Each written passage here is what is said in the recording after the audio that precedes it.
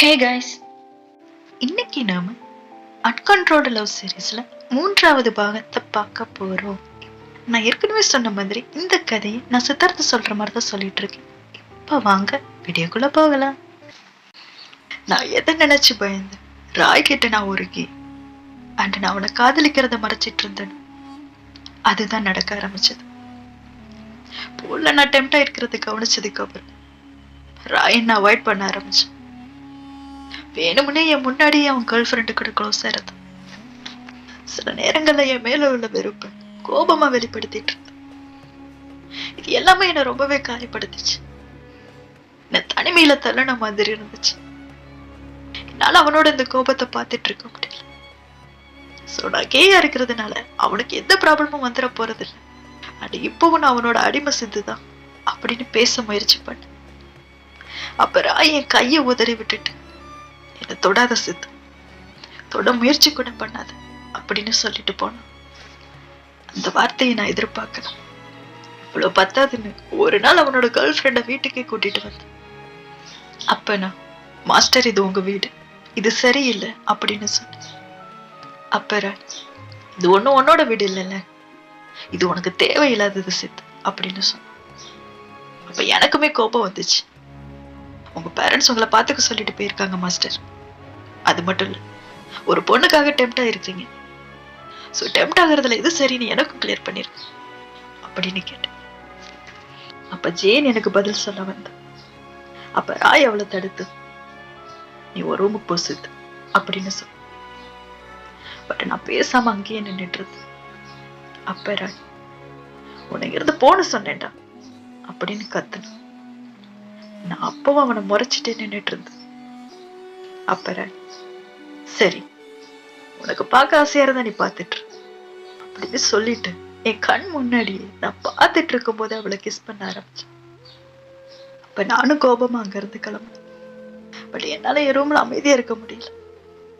சுத்தியும் அவங்களோட சினுங்கல்கள் கேட்கிற மாதிரி இருந்துச்சு.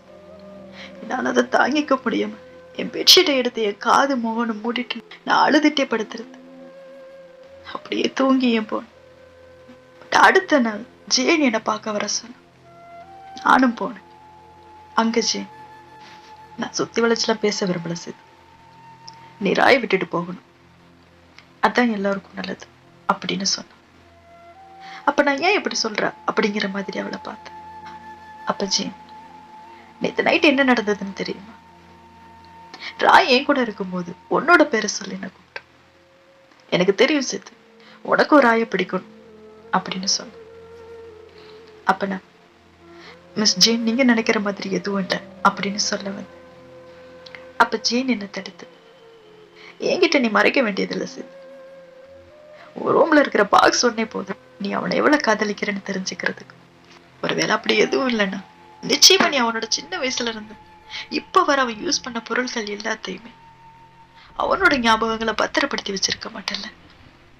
நான் ஒரு பொண்ணு சித், அவனை பார்க்கும்போது உன் கண்ணு தெரியுற பிரகாசம், அவன் பக்கத்துல இருக்கும்போது உன் குரல்ல ஏற்படுற அமைதி, உன்னோட பணிவு, இது எல்லாமே என்ன சித், என்னை ஏமாத்த முடியாது. Okay, come to the point. அவனை விட்டுட்டு போயிடு. ஒருவேளை நீ அப்படி பண்ணலன்னா இது எல்லாத்தையும் இந்த மொத்த கம்பெனியும் தெரிஞ்சுக்கும். இதனால எனக்கு எந்த ப்ராப்ளமும் கிடையாது. பட் ராயோட பேரண்ட்ஸை பத்தி யோசிச்சுப்பாரு, அவங்க உன்னை என்ன பண்ணுவாங்கன்னு யோசிச்சுப்பாரு. சோ போயிரு அப்படின்னு மிரட்டிட்டு போனேன். ஏன் மிரட்டினது நினைச்சு எனக்கு கொஞ்சம் கூட பயம் வரல. பட் ஒரு சந்தேகம் மட்டும் வந்துச்சு, ராயி என்னோட பேரை சொன்னான் அப்படின்னு.